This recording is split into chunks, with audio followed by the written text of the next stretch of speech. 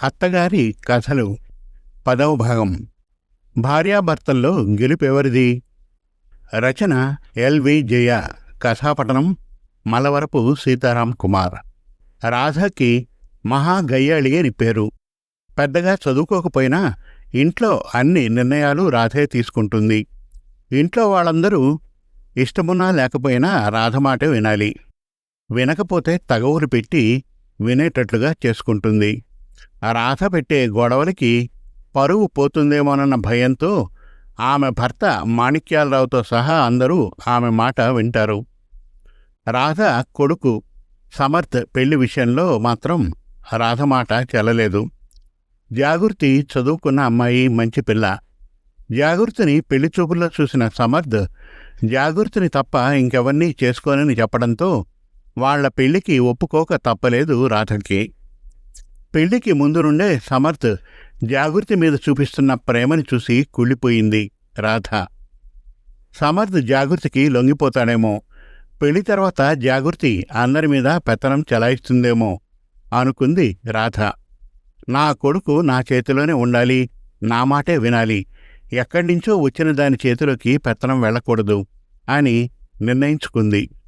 పెత్తనం చేయడం వల్లే అందరూ తనకి భయపడుతున్నారని, భర్తతో సహా ఎవరి ప్రేమని పొందలేకపోయిందన్న విషయాన్ని తెలుసుకోలేకపోయింది రాధ. సమర్థ జాగృతిల పెళ్లిలో జీలకర్ర బెల్లం మాంగళ్య ధారణ అయ్యాక పెద్దలందరి ఆశీర్వాదాలు తీసుకున్నారు కొత్త దంపతులు. 100 ఏళ్ల పాటు కలిసి మెలిసి చక్కగా కాపురం చేయండి అని ఆశీర్వదించారు అందరూ. తర్వాత జరగబోయే తలంబ్రాల కోసం సమర్థ్, జాగృతి కజిన్స్, స్నేహితులు చుట్టూ మూగారు. ఎవరి తరఫు వాళ్ళని వాళ్లు ప్రోత్సహిస్తూ ఎంతో సరదాగా నవ్వులతో మొదలయ్యాయి తలంబ్రాలు. జాగృతిని ఆట పట్టిస్తూ జాగృతి మీద సమర్థ్ తలంబ్రాలు వేశాడు. జాగృతి కూడా నవ్వుతూ తిరిగి సమర్థ్ మీద తలంబ్రాలు వేసింది. సమర్థ్ గెలవాలని ప్రోత్సహిస్తున్న వాళ్ళని చూసి ఆనందించింది రాధ. కానీ జాగృతి ఆనందాన్ని చూసి తట్టుకోలేకపోయింది.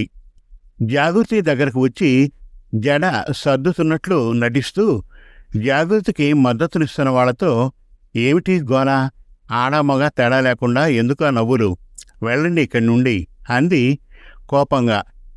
జాగృతి తరఫు వాళ్ళు, స్నేహితులు రాధకి భయపడి దూరంగా జరిగారు. తర్వాత జాగృతితో, పెళ్లిలో తల దించుకొని కూర్చున్న పెళ్లి కూతుళ్ళనే చూశాను గాని మొగాడితో సమానంగా నేనంటే నేనని ఎగబడే ఆడదాన్ని నిన్నే చూస్తున్నాను, నీకసలు సిగ్గనేది ఉందా అంది. జాగృతికి తను చేసిన తప్పేమిటో అర్థం కాలేదు. పెళ్లిలోనే ఈ రకంగా మాట్లాడుతున్నావిడ పెళ్లి తర్వాత ఇంకెలా ఉంటుందో అన్న ఆలోచన వచ్చి కళ్లల్లో నీళ్లు తిరిగాయి జాగృతికి. ఎవరికీ కనపడకుండా కన్నీళ్లు తుడుచుకుంది. రాధ రాగానే జాగృతి మొహం ఎందుకు మాడిపోయినట్లుంది, ఏమైంది అన్నట్లు రాధని అనుమానంగా చూశాడు సమర్థ్. ఏమీ లేదు, నువ్వే గెలవాలని జాగృతి అనుకుంటోంది, ఎక్కడా తగ్గకు అని సమర్థ్తో చెప్పింది రాధ.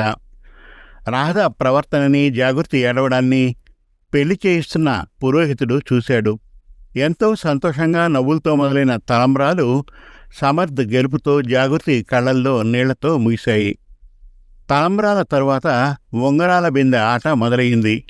చక్కగా అలంకరించిన బిందెలో నీళ్లు పోసి కొత్త దంపతుల ఎదురుగా పెట్టారు. ఈ ఆటలో ఎవరు గెలుస్తారా అని అందరూ ఆతృతగా ఎదురుచూశారు. పురోహితుడు మైక్ తీసుకుని అందర్నీ నిశ్శబ్దంగా ఉండమని చెప్పి, పెళ్లిలో జరిగే ప్రతి తంతుకి అర్థముంది. తలంబ్రాలు కొత్త దంపతుల మధ్య ప్రేమ, సామరస్యం పెత్తరమే కాకుండా దైవ ఆశీర్వాదాన్ని కూడా ఇస్తాయి. ఇక ఈ ఉంగరాల బిందె సరదా ఆటలా కనిపించినా దీనిలో కూడా అర్థముంది. కొండలోని నీరు జీవిత అనుభవాల్ని సూచిస్తుంది. జీవితంలోని రాబోయే కష్ట సుఖాలని, హెచ్చు తగ్గుల్ని, మరుపుల్ని భార్యాభర్తలు కలిసి దాటాలి. వివాహం విజయవంతం కావాలంటే అనవసరమైన అహంకారాలు, ఎక్కువ తక్కువలకి చోటివ్వకూడదు. అంతేకాకుండా ఈ బిందెలో నుండి ఉంగరాన్ని తీయడమనేది జంట యొక్క భాగస్వామ్య బాధ్యతలు, లక్షణాల్ని సూచిస్తుంది. ఇందులో ఎవరు గెలిచినా ఇద్దరూ గెలిచినట్లే అని చెప్పాడు. విన్నవాళ్ళందరూ గట్టిగా చప్పట్లు కొట్టారు. వివాహ బంధాన్ని గురించి చాలా బాగా చెప్పారండి అని పురోహితుడికి నమస్కరించింది జాగృతి. జాగ్రత్త తల్లి, తలంబ్రాలు జరుగుతున్న సమయంలో జరిగినవన్నీ చూశాను. నువ్వెప్పుడూ సంతోషంగా ఉండాలని దీవిస్తున్నాను అని జాగృతిని ఆశీర్వదించారు పురోహితుడు. పురోహితుడు చెప్పిందంతా విన్నా కూడా రాధలో ఏ మార్పు లేదు. సమర్థతో, పురోహితుడు చెప్పిందేమీ పట్టించుకోకు. ఈ ఆటలో నువ్వు గెలిస్తే జీవితం మొత్తం నీ చేతిలోనే ఉంటుంది. నీ మాటే నెగ్గుతుంది. అందుకని ఏం చేసైనా సరే నువ్వే గెలిచి తీరాలి అని చెప్పింది. తప్పకుండా గెలుస్తానని రాధకి భరోసా ఇచ్చాడు సమర్థ్. పురోహితుడు చెప్పిందేమీ సమర్థ్కి అర్థం అవ్వలేదని, అర్థం అవ్వనివ్వకుండా రాధ చేస్తోందని తెలిసింది జాగృతికి. పురోహితుడు బిందెలో ఉంగరం వేసి సమర్థని, జాగృతిని వెతకమని చెప్పాడు. గెలవాలన్న కోరికతో వెంటనే బిందెలో చేయి పెట్టి వెతికాడు సమర్థ్. సమర్థ్కి ఉంగరం దొరకలేదు. జాగృతి చేయి పెట్టిన వెంటనే దొరికింది. తనకి దొరికిన ఉంగరాన్ని బయటకు తీసి చూపించింది. చుట్టాలందరూ చప్పట్లు కొడుతుంటే రాధ తట్టుకోలేకపోయింది. ఇక 2 అవకాశాలే మిగిలాయి. ఈ రెండిట్లో నువ్వే గెలవాలి, అర్థమైందా? కోపంగా అంది రాధ సమర్థ్తో. గెలవాలన్న కోరిక పెరిగింది సమర్థ్కి. ఇప్పుడు గెలవకపోతే పరువు పోతుంది అనుకున్నాడు సమర్థ్. పురోహితుడు మళ్ళీ ఉంగరాన్ని బిందెలో వేసి వెతకమన్నాడు. రెండోసారి కూడా జాగృతికే దొరికింది ఉంగరం. జాగృతి బయటకు తీసి చూపించేలోపు జాగృతి చేతిలోని ఉంగరాన్ని తీసుకొని తానే వెతికినట్లుగా బయటకు తీసి చూపించాడు సమర్థ్. ఆఖరిసారి కూడా నువ్వే గెలవాలి అని సమర్థ్ని ప్రోత్సహించింది రాధ. సరేనన్నాడు సమర్థ్. కానీ మూడోసారి కూడా జాగృతికే ఉంగరం దొరికింది. బయటకు తీసి చూపించాలా వద్దా అని జాగృతి ఆలోచిస్తూ ఉండగా జాగృతి చేతిని గిల్లాడు సమర్థ్.